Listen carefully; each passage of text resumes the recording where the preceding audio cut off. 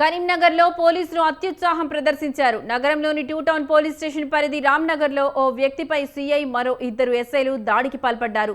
విచక్షణ రహితంగా కొట్టారు. ఉన్నతాధికారులు స్పందించి సమగ్ర విచారణ చేపట్టి బాధ్యులపై చర్యలు తీసుకోవాలని స్థానికులు డిమాండ్ చేస్తున్నారు.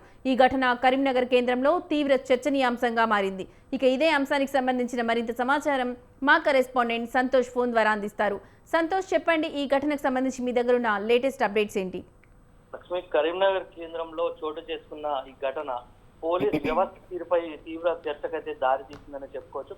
కరీంనగర్ కేంద్రంలోని 2 టౌన్ పోలీస్ స్టేషన్ పరిధిలోని రామ్నగర్ లో ఓ సిఐ స్థాయి అధికారి మరో 2 ఎస్ఐ స్థాయి అధికారులు కలిసి ఓ వ్యక్తిపై విచక్షణ రహితంగా దాడి చేసిన ఘటన కలకలం రేపుతుంది. ప్రస్తుతం ఈ వీడియో అంతా కూడా సోషల్ మీడియాలో చక్కర్లు కొడుతున్న పరిస్థితి అయితే ఉంది. అసలు అక్కడ ఏం జరిగింది, ఆ వ్యక్తి తప్పు చేశాడా చేయలేదా, అక్కడ అసలు ఏం జరిగిందనే విషయం పక్కన పెడితే మాత్రం చట్టాన్ని అమలు చేయాల్సిన 3 పోలీస్ అధికారులు కర్రలను పట్టుకొని వీధి రౌడీల్లా వ్యవహరించడం మాత్రం సమాజానికి ప్రమాదకర సంకేతాలను పంపుతుందని చెప్పుకోవచ్చు. పోలీస్ అంటే ప్రజల్లో భరోసా కల్పించే వ్యవస్థ, బాధలో ఉన్న వారి అండగా నిలబడే వ్యవస్థ.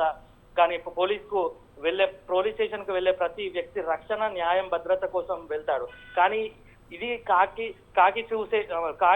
చూసేటువంటి ప్రజలు భయపడే పరిస్థితి వస్తే మాత్రం పోలీసింగ్ వ్యవస్థ ఒక ఉద్దేశమే ప్రశ్నార్థకంగా మారుతుందనే చెప్పుకోవచ్చు. పోలీసులు శిక్షణలో నేరాలను ఎలా అదుపు చేయాలి, కోపాన్ని ఎలా నియంత్రించుకోవాలి, ప్రజలతో మర్యాదగా ఎలా వ్యవహరించాలి, వారి విశ్వాసాన్ని ఎలా గెలుచుకోవాలనే అంశాలపై ప్రత్యేక శిక్షణ కూడా ఇస్తారు. అయితే సమాజానికి ఏం నేర్పించబోతున్నారనే ప్రశ్నలు కూడా ఇప్పుడు ప్రజల్లో వినిపిస్తున్న పరిస్థితి.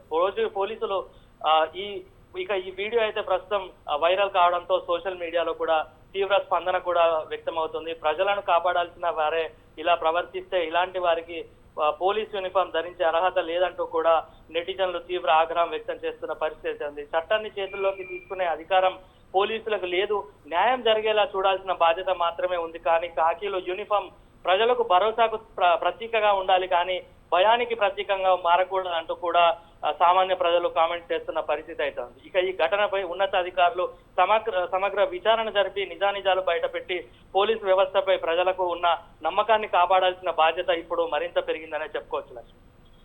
Right Santosh, thank you for the updates.